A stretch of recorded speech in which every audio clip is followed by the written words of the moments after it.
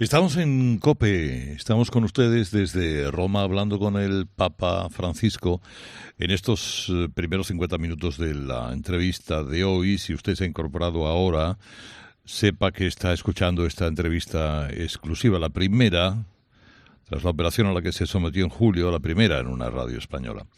Hemos hablado de su estado de salud, de sus viajes, de Afganistán, de la migración, de la eutanasia. Ahora también vamos a escuchar a este Jorge Bergoglio, que era elegido Papa un 13 de marzo del 2013, asistiendo a su lado más humano, ¿no? De un Papa venido casi del fin del mundo, como él se encargaba de recordar. Así que empezamos precisamente hablando de lágrimas. ¿Hay algo por lo que el Papa haya llorado este último año, aparte de la pandemia? ¿O el Papa no es de lágrima fácil? Yo no soy de lágrimas fáciles, ¿no? Pero de vez en cuando me viene esa tristeza o frente a algunas cosas que yo tengo mucho cuidado de no confundirla con una melancolía, ¿no? Un poco a lo Paul Verlaine, ¿no? Uh-huh. Aquel Les Angles de l'automne, monotone, bleu smoker, ¿no? No quiero que se confunda con eso. Pero como un momento viendo ciertas cosas me tocan el corazón y eso me sucede a veces. Se le ha calificado santidad como el Papa Pop o el Papa Superman, que sé que no le gusta, además. Pero, claro, ¿quién es en realidad Francisco? ¿Cómo le gustaría, Santo Padre, que le recordaran? Como lo que soy, un pecador que trata de hacer el bien. Bueno, somos dos pecadores en esta mesa, entonces. Somos dos. Pero usted tiene más mano allí arriba. Siempre me ha llamado la atención su relación con el escritor Jorge Luis Borges. ¿Por qué le hacía tanto caso a ese joven jesuita? Yo no sé por qué. Yo me acerqué a él porque era muy amigo de su secretaria, ¿no? Y después una simpatía. Yo no era cura cuando lo conocí a él. Yo habré tenido 25, 26 años cuando lo conocí. Y enseñaba en Santa Fe como jesuita, en esos 3 años que enseñamos en colegio, era jesuita. Y lo invité a venir a hablar a mis alumnos de literatura, y vino y tuvo su curso. Yo no sé por qué, pero era un hombre muy bueno, muy bueno. Le hemos oído mucho hablar de su abuela paterna, de la abuela Rosa, pero le hemos escuchado menos hablar de su madre. O quizá directamente no le hemos escuchado. No, ahí lo que sucede son dos factores, ¿no? Nosotros 5 hermanos, muy abueleros todos, ¿no? Dios nos ha conservado los abuelos hasta grandes, ¿no? El primer abuelo, el más viejo de todos, yo lo perdí cuando tenía 16 años. Y la última abuela cuando ya era provincial de los jesuitas, o sea que los abuelos nos acompañaron. Además en casa había una costumbre. Las vacaciones las pasábamos los 4 mayores, porque la menor vino 6 años después del otro. Pero los 4 mayores la pasábamos con los abuelos, así papá y mamá descansaban un poco, ¿no? 2 con un abuelo y 2 con el otro. Y lo pasábamos divertido, ¿no? O sea que hay mucho de esa cosa abuelera. De la abuela Rosa lo que yo cuento son las mismas anécdotas de siempre, que algunas son muy divertidas. De la otra abuela también cuento anécdotas, como la lección que me dio, que no me la olvido, el día de la muerte de Prokofiev, ¿no? Uh-huh. Sobre el esfuerzo en la vida, como yo le pregunté a ella, ¿cómo habrá hecho este hombre para llegar? Yo era un adolescente, ¿no? Y de mamá sí, recuerdo muchas cosas que también las digo, ¿no? Pero por ahí llama más la atención lo de la abuela, porque me repito con algunas cosas curiosas de la abuela, algunas irrepetibles por carta, por radio, algunos dichos, pero que nos enseñaron mucho. Pero parte de que éramos muy abueleros. Los domingos, a casa de los abuelos, siempre, uh-huh. Ya era, y después a la cancha a ver San Lorenzo, pero es una cosa. Pero los abuelos incidieron mucho en nuestra vida. ¿No ha vuelto a ver San Lorenzo porque no quiere ver la televisión? Además, hace años que no quiere verla. Sí, yo hice una promesa el 16 de julio del 90. Sentí que el Señor me pedía eso porque estábamos en comunidad viendo una cosa que terminó chabacana, desagradable, mal. Y yo quedé mal. Era un 15 de julio de la noche. Y al día siguiente, en la oración, le prometí al Señor no ver. Evidentemente que cuando asumió un presidente lo veo, ¿sí? Cuando algún accidente aéreo lo veo, ¿no es cierto? Esas cosas. Pero no soy adicto. ¿No ha visto la Copa América, por ejemplo? No, para nada, no para nada. No, eso me cuido. Hay una vieja leyenda que dice que alguna vez algún papa se ha escapado del Vaticano. El Francisco ha realizado alguna escapada que hasta ahora no haya sabido nadie. No. El que se escapaba a esquiar era San Juan Pablo II. Sí. Y acá, a 1 hora y pico, había una pista de esquí y lo tenía en el alma. Y hacía bien en escaparse. Iba cubierto. Pero un día, mientras él estaba en la cola para subir, un chico le dijo, ¡el Papa! No sé cómo lo descubrió. Y se volvió enseguida. Y después procuró tomar más precauciones. No, yo en casas de familia donde he ido a visitar, que recuerde, son 3. Una que es un medio convento de las Teresianas, donde quise visitar a la profesora Mara, ya de 90 años, una gran mujer que enseñó en la Universidad de La Sapienza, después enseñó en el Agustiniano. Quisiera celebrarle misa. Después, a darle las condolencias probablemente a mi mejor amigo, un periodista acá italiano, a la casa de él. Y la tercera casa que visité fue la de Edith Brucht, la señora, 90 años cumplió ahora, que estuvo en el campo de concentración, húngara ella, ¿no? Judía, que lo hice este año al principio del año pasado, no recuerdo bien. Son las 3 únicas casas que fui de escondido, después se supo. Que me encantaría andar por la calle, me encantaría, pero eso me tengo que privar porque claro, no podría caminar 10 metros. No, pero le pregunto si alguna vez ha tenido la tentación de vestirse de civil. No, para nada, no. Con un gorro y unas gafas. No, para nada. ¿Cómo combate la nostalgia el Papa Francisco? O sea, ¿quién le cocina los palitos de anís o lo que desayunaba siempre? No, yo me refería recién, la nostalgia mía, trato que no sea de tipo melancólico, ¿no? Así otoñal, ¿no? Aunque una de las cosas lindas del otoño argentino, de Buenos Aires, eran los días nublados, de mucha niebla, donde no se veía a 10 metros desde la ventana y escuchando Piazzolla, ¿no? Eso sí, un poco lo extraño. Pero Roma tiene esos días de niebla también. Pero nostalgia no. Por ahí ganas de ir de una parroquia a otra caminando, esas cosas sí. Pero nostalgia no. Se acabó aquella época de dolores de cabeza por las palabras que a veces se le iban de más o que le atribuían que se le iban de más y que tenían consecuencias con cosas que usted no contaba, Santidad. El peligro siempre está. Una palabra puede ser interpretada de un lado o de otro, ¿no es cierto?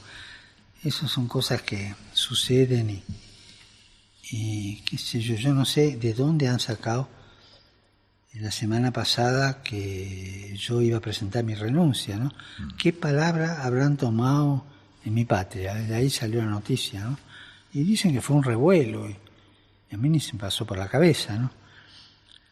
Delante a interpretaciones que nacen un poco distorsionadas de alguna palabra mía, yo me callo, porque aclarar es peor. ¿Se habla mucho de fútbol aquí en Santa Marta? Sí, del fútbol italiano, ¿no? Estoy aprendiendo a conocer un poco las cosas. Habla mucho, fútbol sí. O sea, ¿Qué tal jugador de fútbol era usted, Santidad? yo era un palo, me llamaba, pata dura me llamaban. Por eso me metían siempre al arco. Ahí me defendía más o menos bien. Nuestro programa Tiempo de Juego, nuestros compañeros siempre, cuando les decía que iba a venir a ver al Papa, por favor, que te diga el Papa qué piensa del fichaje de Messi, se ha ido a Francia, qué se le antoja de todo el mundo del fútbol, lo sigue de cerca. Yo escribí una pastoral sobre el sport. Vamos, una pastoral que no era pastoral, ¿no?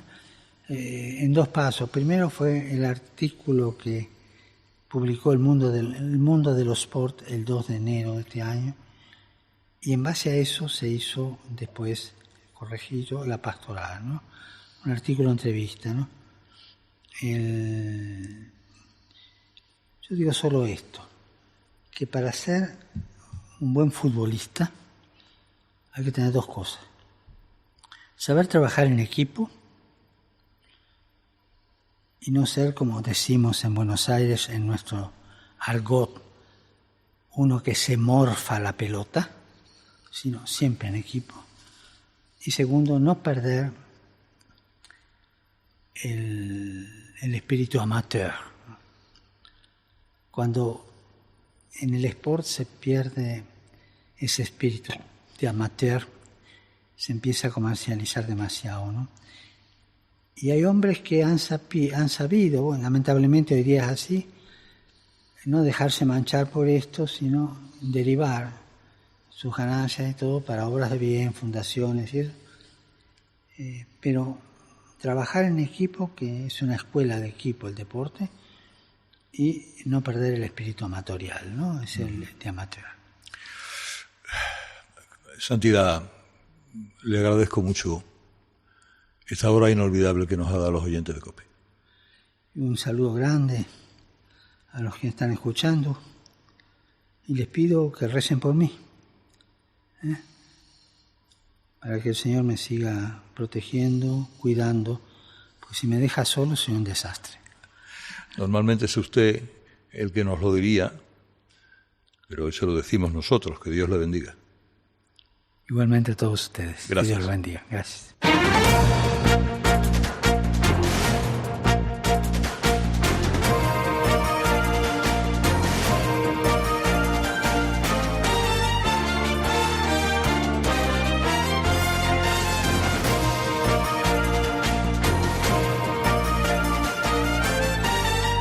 Han sido las palabras del Santo Padre Francisco, aquí desde la Ciudad del Vaticano. Bueno, ahora en las afueras de la Ciudad del Vaticano, pero tampoco crean que muy lejos. Acompañados por José Luis Restán, que es el director editorial, y junto al presidente de Ábside Media. Querido José Luis, buenos días. Hola, Carlos, buenos días. Y, bueno, la decana de los corresponsales del Vaticano. Es un gran honor recibir en este programa a Valentina Larraqui. Lleva siendo corresponsal en el Vaticano y testigo de los avatares del Vaticano, pues más años incluso de los que ella cree que tiene. ¿Qué tal, Valentina? ¿Cómo está? Buenos días, gracias. Un lujo estar con ustedes. Y Javier Martínez Forcal, periodista y director de agencia de noticia Roma Reports, vaticanista, con el que hablaremos además después del libro que acaba de escribir, El Vaticano como nunca te lo habían contado. Querido Javier, buenos días. Muy buenos días, bienvenidos a Roma. Bueno, os pido una frase, un titular, antes de que entremos a hablar de lo que nos ha contado el Papa.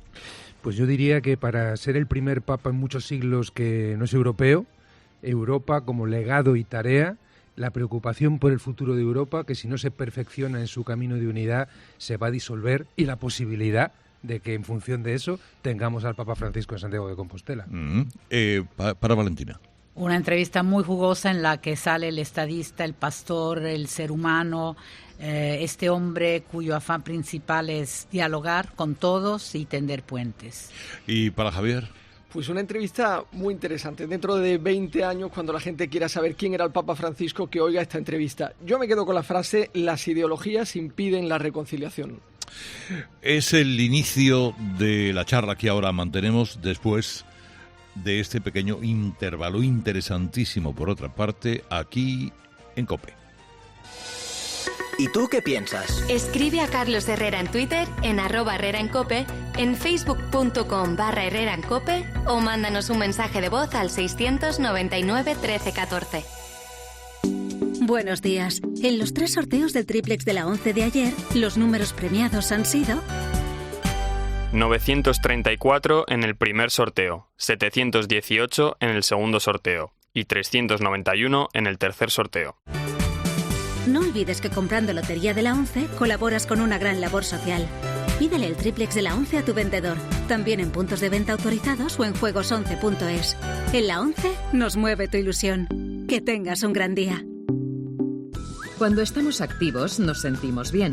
Cuando además nos sentimos cómodos, estamos aún mejor. Este otoño-invierno, déjate seducir por la comodidad absoluta de la nueva colección de Fluchos. Belleza, nuevos diseños, colorido, calidad española, para que te sientas cómodo con lo que eres. Fluchos, comodidad absoluta. Esto es muy fácil. ¿Que me sigue subiendo el precio de mis seguros? Pues yo me voy a la Mutua. Vente a la Mutua y en menos de 6 minutos te bajamos el precio de cualquiera de tus seguros, sea cual sea. Llama al 91 555 5555. 91 555 5555. Esto es muy fácil. Esto es la Mutua. Condiciones en Mutua.es. Atención, a todos los que estabais esperando una señal para cambiaros. Yastel por solo 34,95. Nuestro precio más bajo. Solo este mes, llévate fibra y 15 gigas por 34,95. Precio definitivo. Corre que se escapa. Llama ya al 1510. Más info en yastel.com. ¡Lunes! Dentro del área y gol. ¡Martes! Y balón queda suelto y gol. ¡Miércoles! Dicen que todos los días hay fútbol. ¡Jueves! ¡Madre mía, qué golazo! Pero lo que hay son motivos para celebrar. Porque cuando juegas al cupón diario y la paga de la 11, ayudas a que miles de personas con discapacidad podamos convertirnos en nuevos campeones. Y campeonas. 11. Cuando juegas tú, jugamos todos. Juega responsablemente y solo si eres mayor de edad. Pues ya he rellenado el parte. A ver dónde llevo el coche ahora para que lo reparen. ¿Con quién tienes el seguro? Ni lo sé. Yo con Berti, que puede elegir el taller y concertar la cita por internet. ¿Sin ir a ninguna oficina? Todo desde el móvil, y si tengo dudas me pongo en contacto con un gestor por chat. Así de fácil. ¿Y cuánto pagas? Solo 180 euros al año, pero además puedo pagarlo mes a mes. Vente a Berti y que nada te pare. Berti, tu aseguradora digital. COPE Madrid 106.3 y COPE Más 94.8. ¡Yamóvil! ¡Oferta mes de septiembre! ¡Tu coche vale 1.000 euros más! Sí, este mes de septiembre en Yamóvil te aseguramos la mejor tasación. ¡No pierdas tu tiempo! Este mes en Yamóvil te pagamos 1.000 euros más por tu coche si está bien cuidado. ¡Yamóvil! ¡Qué locura!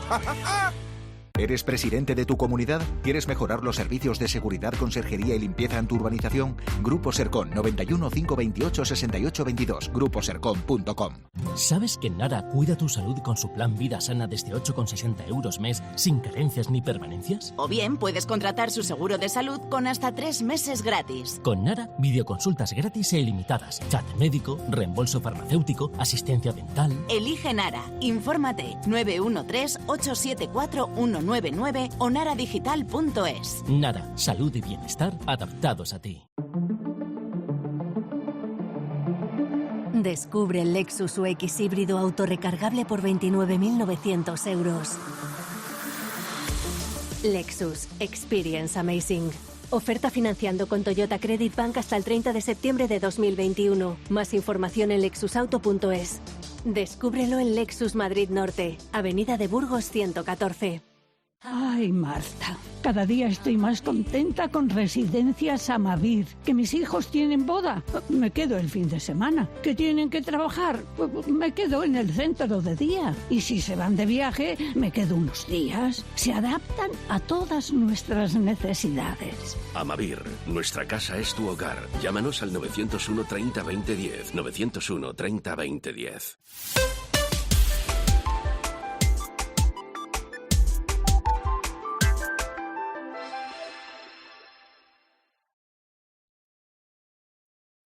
Herrera en COPE. Estar informado.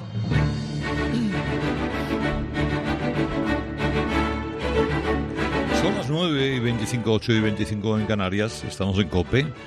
Esta mañana, el 1 de septiembre, en la que comenzamos temporada radiofónica, y lo hemos hecho además vestidos de gala con el Papa Francisco.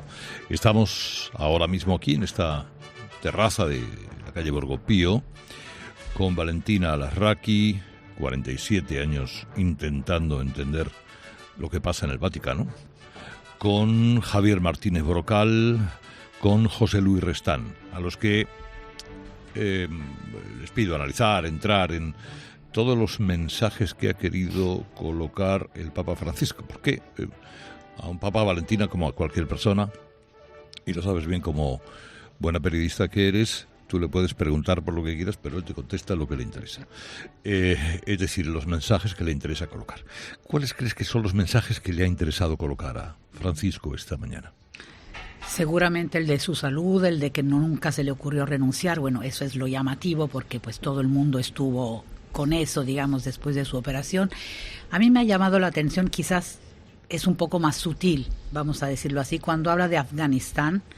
No es por su posición política, entre comillas, sobre Afganistán, pero la manera en la que aclara los roles dentro del Vaticano, que no es tan obvio, porque cuando le preguntas sobre Afganistán, él dice es que yo creo que la Secretaría de Estado está haciendo lo que tiene que hacer. Yo soy pastor, yo invito a mi gente a orar y a ayunar, pero tengo a un secretario de Estado, a la Oficina de Relación con los Estados, que yo pienso que lo están haciendo y lo están haciendo muy bien. Es decir, esto quizás se pueda escapar en una primera lectura, pero ya te define de que él se encarga de algo y los otros se encargan de lo demás. Luego te da, obviamente, su opinión como jefe de Estado y te dice, pudo haber, no sé, evaluaron eventualidades, pudo haber engaños de un lado, ingenuidades del otro. O cuando te deja pasar el mensaje un poco sobre su renuncia, de lo que le llega y no le llega. A mí eso me llamó mucho la atención, porque él se enteró de todo el quilombo, como dicen en Argentina, que había habido de la renuncia por Eva, por ustedes, por la COPE, ¿me entiendes? Entonces, ¿eso qué significa? Que él dice, a mí me dan un boletín con las principales noticias, pero en las principales noticias no había el revuelo que en el mundo había sobre su supuesta renuncia. Entonces ahí te deja ver, también entre líneas, que lo que le llega no es forzosamente lo que nosotros consideramos la noticia. Bueno, él subraya que en ningún momento se le pasó por la cabeza. Exacto, claro, exacto. Es la frase es más. Estoy vivo y creo que esa frase, y nunca se me pasó por la cabeza lo de la renuncia, seguramente es muy, muy importante. José Luis, subrayados especiales de lo dicho. Bueno, vamos a ver, por ejemplo, a mí me ha llamado mucho la atención algo que habrá pasado seguramente inadvertido. Cuando le haces la pregunta sobre lo que está pasando en Alemania, que quizás es uno de los temas eclesiales más calientes, yo diría, y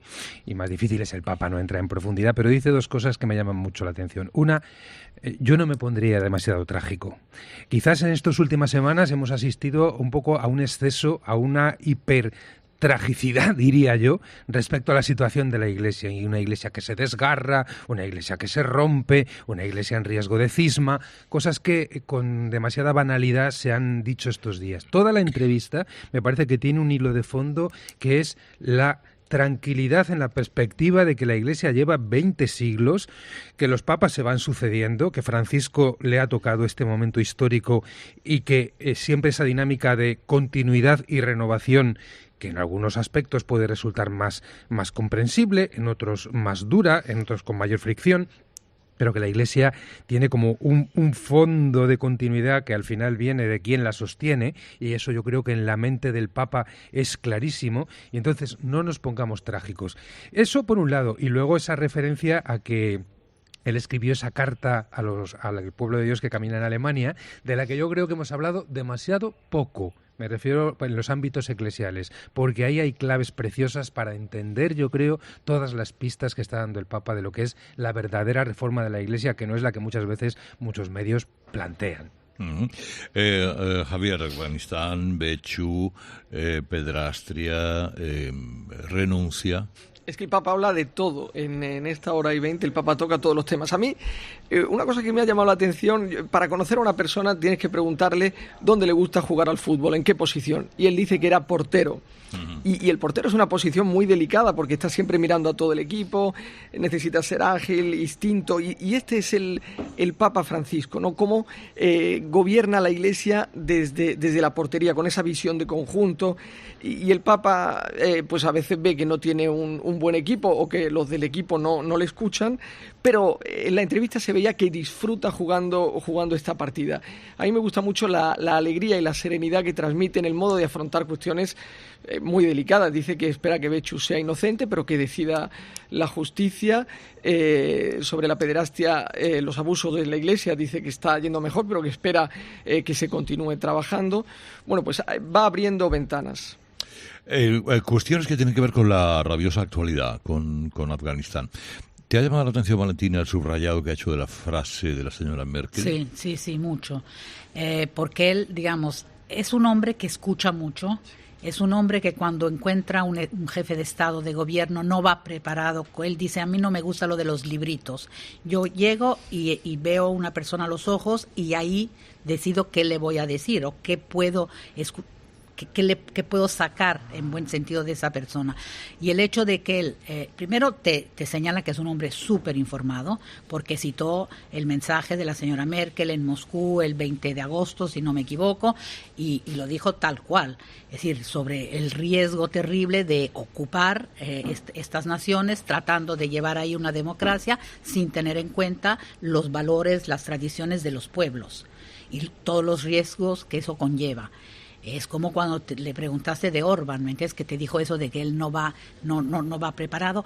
O esa receptividad cuando también habló de la ecología, que le dijiste, bueno, porque en realidad es algo nuevo en él, no es que empezó en Buenos Aires. Entonces es un hombre que está en un proceso, que él siempre dice, yo abro procesos, pero él también está en proceso y se deja penetrar por lo que escucha, por lo que ve, desde Aparecida y luego cuando la señora Ségolène Royal le dijo en Estrasburgo, escríbelo antes de París. En fin, es un hombre que está en todas. Es la impresión que me dio tu entrevista y que es muy receptivo y que él mismo está en un proceso. No solo lo sabe, sino es un hombre que se sabe transformar. Y para un hombre de su edad, me parece extraordinario que un hombre a más de 80 años capte algunos temas como el de la ecología que no era el suyo y que entienda que es prioritario en el planeta ahora, ¿no? Por lo que le conoces y por lo que conoces la forma de pronosticar el futuro que tiene Francisco José Luis, ¿crees que la frase de lo estoy considerando, en lugar de haber dicho no tajantemente o no es posible por ahora, de Santiago de Compostela, es una forma de decir que estará en Santiago de Compostela? Bueno, a ver, no quiero confundir mis deseos con la realidad, ¿no? Y esto es peligroso en este caso.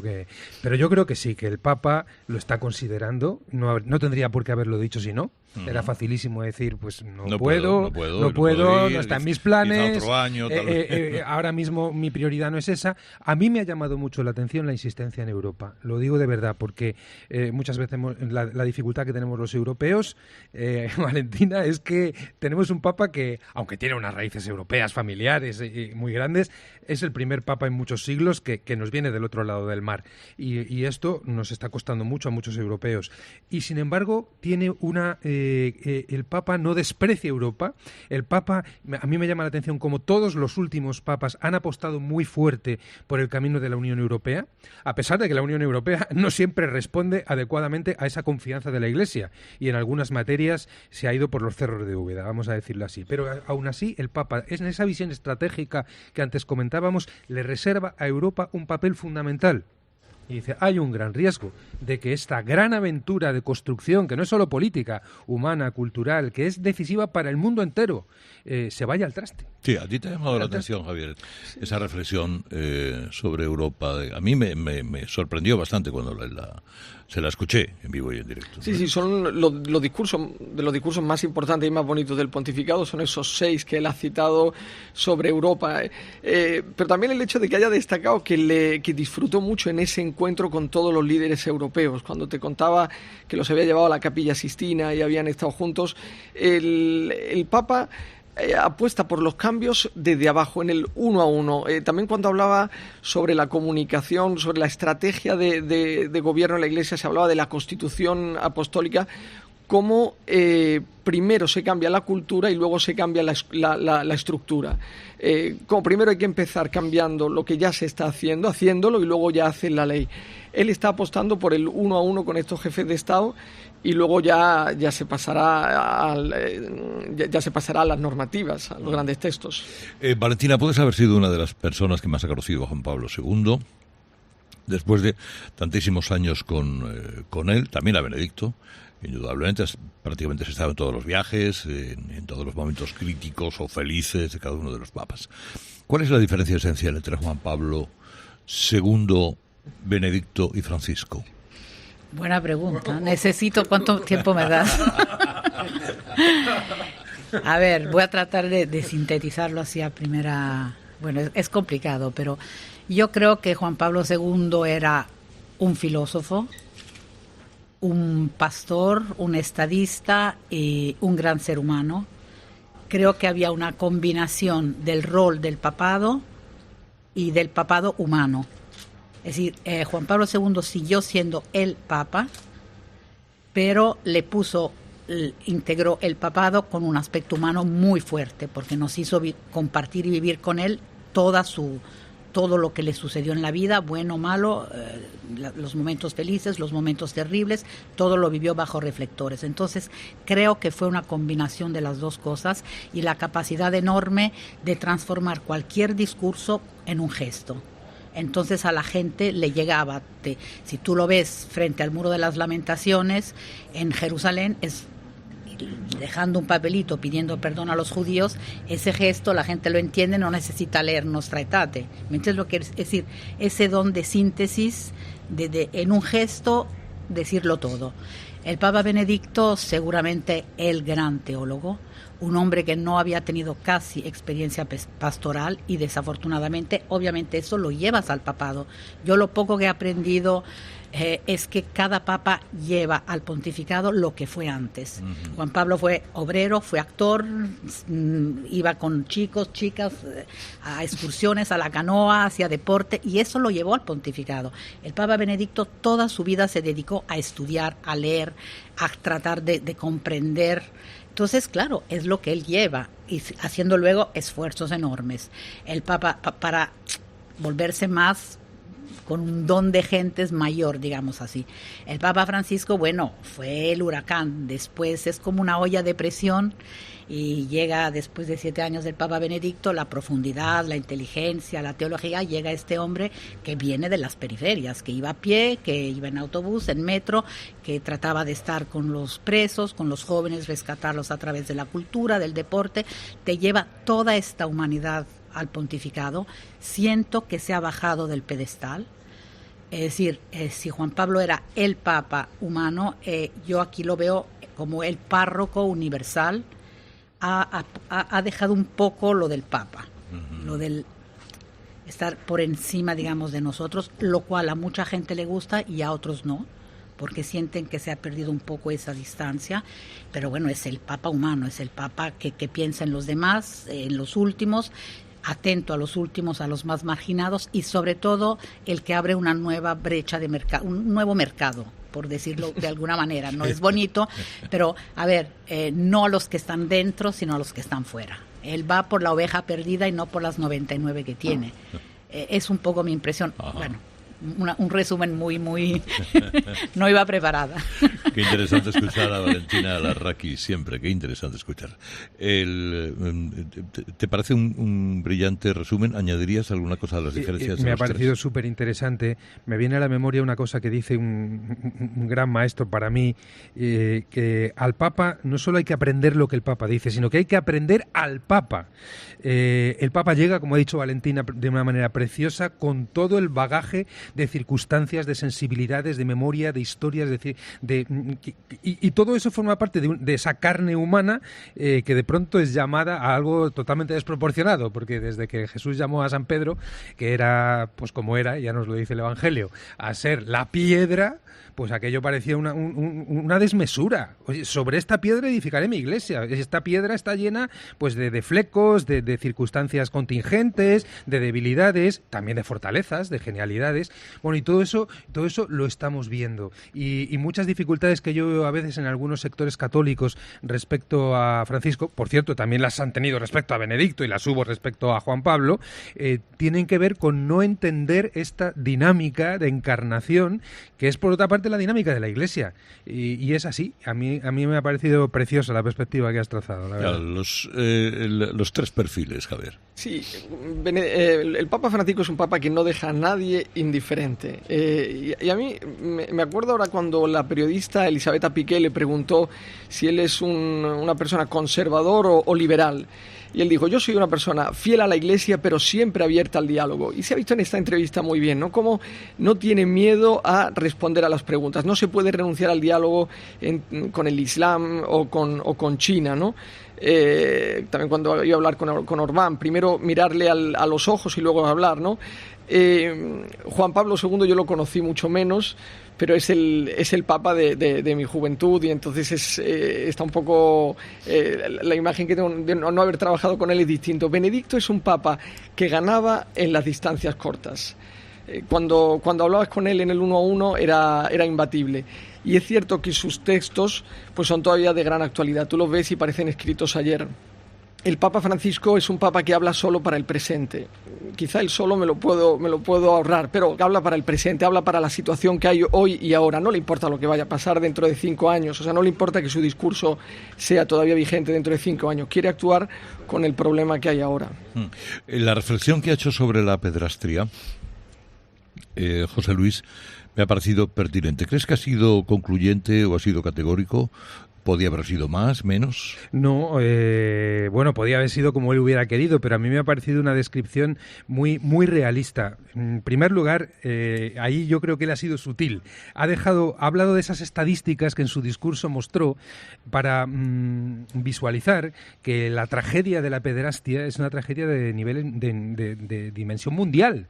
A veces hay una tremenda reducción un poco perversa que trata de hacer una equivalencia, pederastia igual iglesia o pederastia igual sacerdotes, que es lo que se refleja en la circunstancia que tú le has sacado, ¿no?, de aquello que le pasó en Buenos Aires. Esas estadísticas demuestran que eso no es verdad, igual que las estadísticas que tenemos, por ejemplo, en España, que demuestran que es ridículo pensar que el problema de la pederastia es el problema de la iglesia, pero sí que hay un problema real y dolorosísimo de la pederastia en la Iglesia.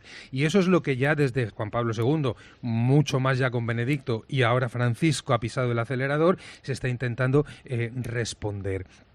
El Papa no puede decir no va a haber pederastia el año que viene ya en ninguna persona en la Iglesia, laico, sacerdote o religioso, porque eso sería mentir, porque la posibilidad del pecado, de ese mysterium iniquitatis que también ha dejado ahí sobrevolar, como tiene algo de demoníaco la pederastia, porque el abuso sobre los menores tiene algo de demoníaco. Eso no significa lavarse las manos, no significa que no haya que legislar, que cambiar mentalidades, que actuar, que cambiar conductas, etcétera, etcétera, pero sí significa percibir que hay un misterio profundo de mal y que toda la sociedad tiene que encarar de manera colaborativa este problema.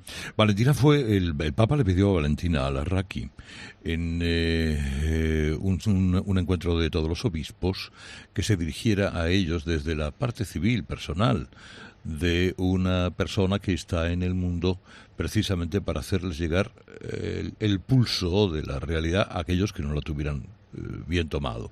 ¿Qué les dijiste en aquella ocasión a los obispos? ¿Qué significó aquello para ti, Valentina? Bueno, fue algo enorme, un privilegio de verdad enorme haber sido llamada. Yo me sentía con una responsabilidad terrible porque yo no hablaba por mí, yo hablaba por todos mis compañeros periodistas. No quiero decir por todos los laicos, porque no, pero yo sí sentía que representaba al gremio de los periodistas y sentía que estaba muy alto, ¿me entiendes?, el nivel. Al final dije, ¿yo qué puedo ¿qué puedo aportarles a estos todos hombres que me miraban, no te quiero decir cómo, feo? Y yo digo, ¿qué puedo decir yo que ellos no sepan? Entonces yo opté por presentarme como madre, como una mujer, como una madre, y decirle, a ver, aquí no hay hijos de serie de primera o segunda división. Aquí para la Iglesia todos son hijos. Y parece ser que durante décadas los hijos privilegiados, preferidos, los buenos, eran los abusadores y no los abusados. Entonces, si la Iglesia quiere ser fiel a su misión, tiene que pensar por los más débiles, es decir, por las víctimas. Y hasta que ustedes no empiecen por las víctimas, no van a saber de qué están hablando. De hecho, el Papa Francisco les había invitado a todos los obispos del mundo, antes de venir a Roma, a escuchar a víctimas. Y te parecerá raro, pero yo creo que muy pocos allá adentro en su vida habían encontrado una víctima. Quizás escucharon un testimonio de víctimas por primera vez allá dentro de ese sínodo, de esa aula del sínodo. Entonces, si tú no empiezas, si la Iglesia no empieza por ahí, es que como no sabes de qué estás hablando. Entonces, bueno, esa fue, digamos, la idea de que se pusieran del lado de los más débiles, que protegieran a los más débiles y luego que sepan comunicar, que aprendan a comunicar. Es un tema tan importante. La Iglesia tiene el mejor de los mensajes, tiene el Evangelio, pero si tú no lo sabes transmitir, fracasas, ¿me entiendes? Entonces también les pedí que se apoyen en personas, en comunicadores, en personas laicas o no laicas, expertos en comunicación, porque en una crisis, la crisis es, tienes que estar H24. No, tiene que haber oficinas de prensa. Parece tonto, pero no es así, porque ante un escándalo no puedes tener la ilusión de tapar un escándalo el día de hoy.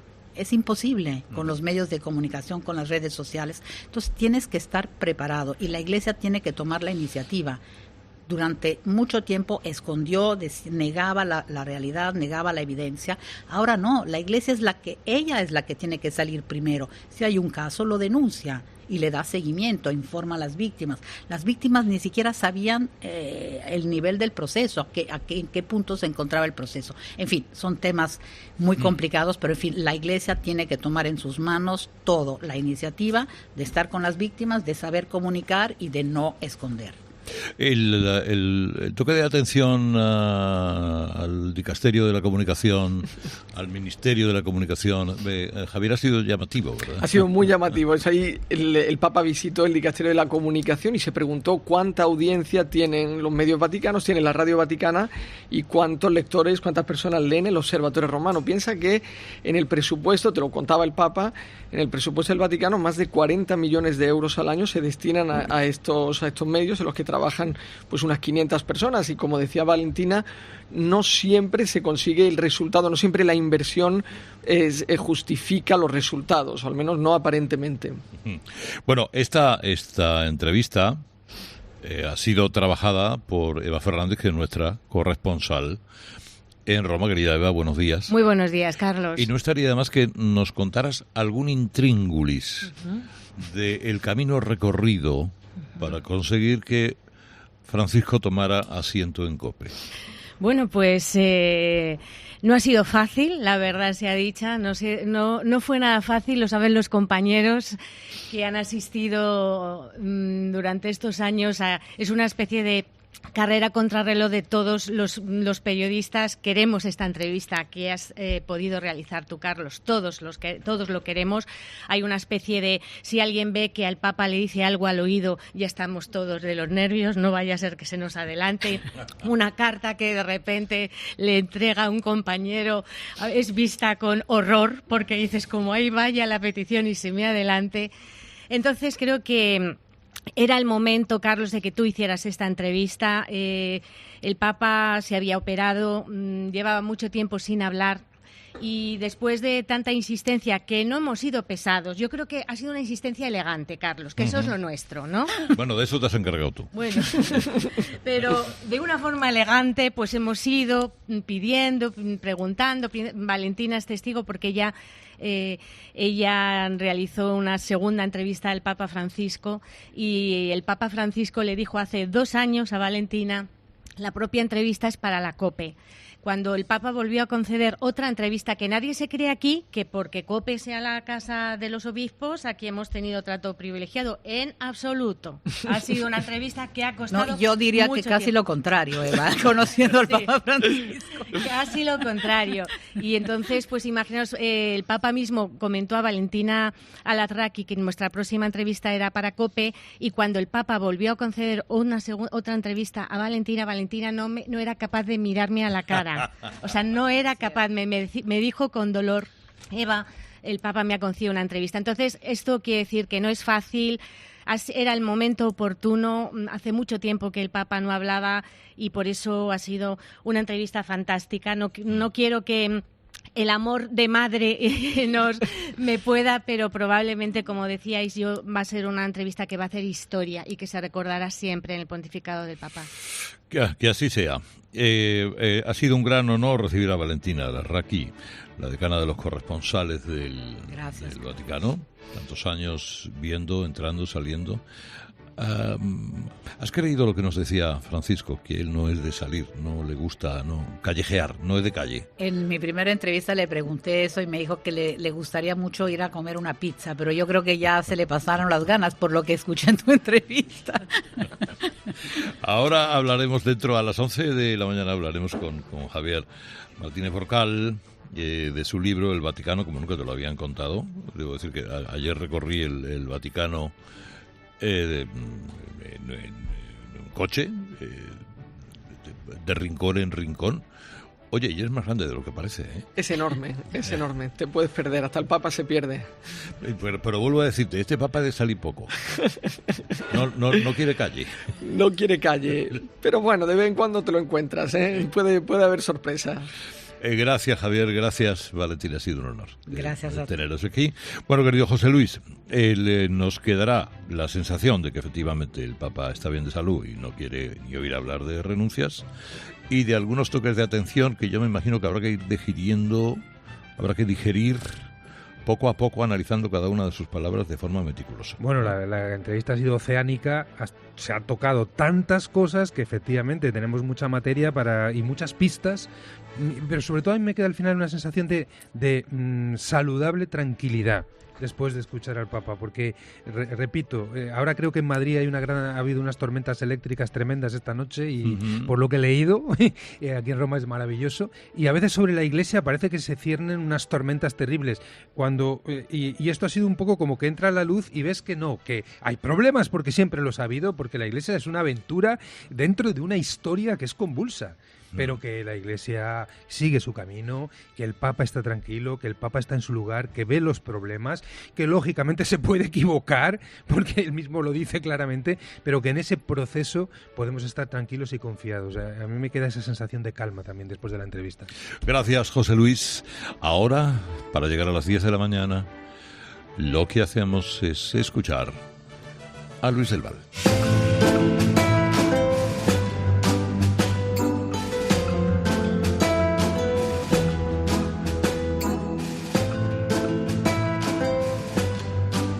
La voz sosegada invita a la confidencia del interlocutor.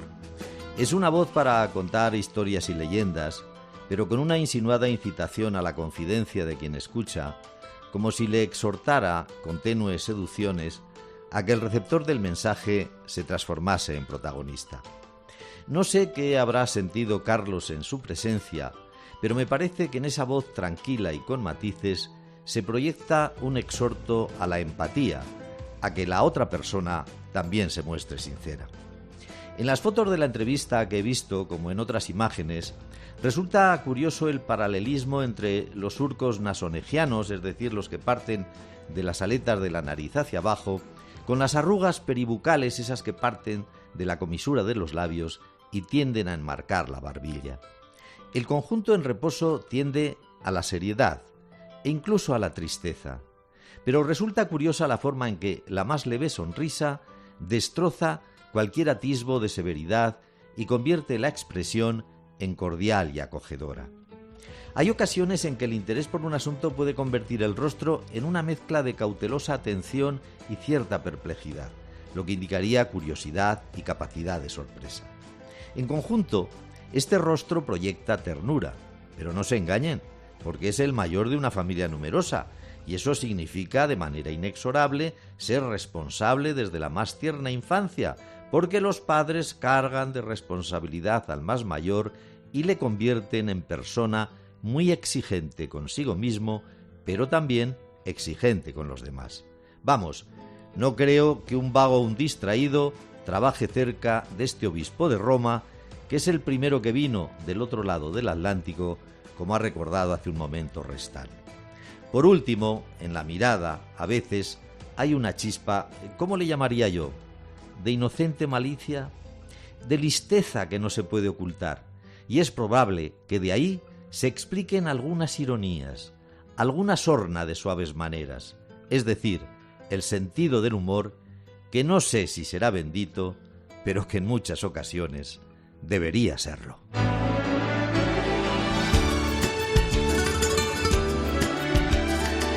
Ahora muchas cosas de las que hablar a partir de las 10 de la mañana, pero me van a permitir que eso sea después de escuchar las noticias de las 10. Desde Roma, con permiso.